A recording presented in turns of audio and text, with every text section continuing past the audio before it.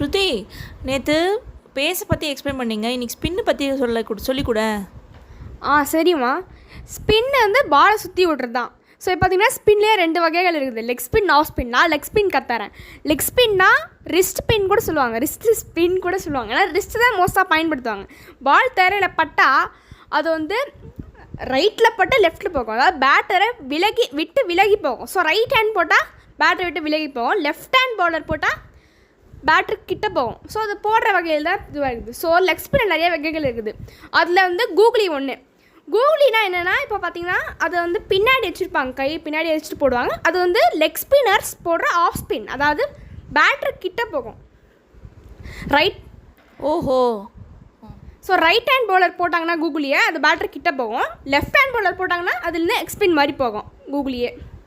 ஓகேடா. அப்புறம் ரவி பிஷ்ணாய், ரஷித் கான்லாம் கூகுளி போடுவாங்க. நாளைக்கு நான் வேறு